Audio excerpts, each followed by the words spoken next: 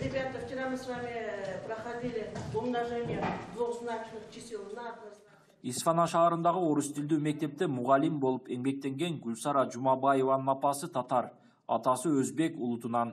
Өзү Кыргызстанда туулуп өскөндүктөн кыргыз болуп калганмын дейт. Ал көп улуттуу Кыргызстанда жашаганына сыймыктанат. У нас нет никаких проблем с другими национальностями. Мы все живем в мире и согласии, как я думаю. И как, на мой взгляд, видно. Потому что я могу судить, в моем классе много детей, и все родители у меня многонациональные. У меня никаких вопросов с родителями, никогда никаких конфликтов не возникало. Мы всегда находим общий язык со всеми.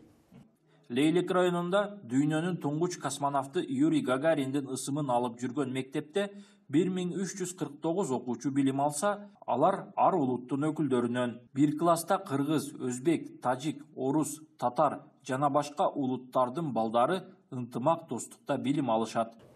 Анан бул мектепте көп улуттуу мектеп болгонуна байланыштуу биз жылда ички иштер бөлүмү менен, райондук ички иштер бөлүмү менен ИДН ошондой эле жол коопсуздук кызматтары менен биргелешип жылдык иш план түзөбүз дагы. Мына ошол иш план негизинде ар кандай иштерди жүргүзөбүз.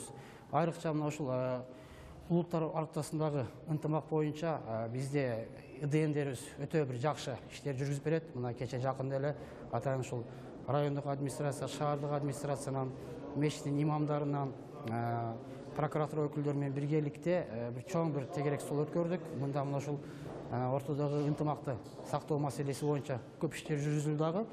Лейлик району чегарага жакын аймакта тургандыктан, райондо тажик жана өзбек улутундагы Кыргызстандын жарандары көп. Райондо жалпы 66 мектеп болсо, алардын ичинен өзбек тилдүү 9, 2 тажик тилдүү, 1 кыргыз-тажик, 1 орус-кыргыз, 1 орус-өзбек, 1 кыргыз-орус-өзбек, 5 кыргыз-өзбек, 46 кыргыз тилдүү мектеп бар. Милиция кызматкерлеринин айтымында аймакта улуттар аралык мамиле жакшы.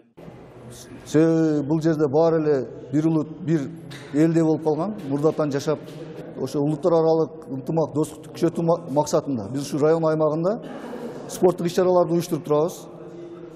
Ар кандай олимпиадаларды, сынактарды, ошол кичине эффект берип атат окшойт, бизде катталган жок өспүрүмдөр арасында. Баткен облусунда 500 миңден ашуун калк жашаса, анын 12%-ын өзбек улутундагы, ал эми 18%-ын тажик улутундагы жарандар түзөт. Мындан сырткары аймакта орус, татар жана башка улуттун өкүлдөрү бар. Алар негизинен Кадамжай жана Лейлик райондорунда жашашат.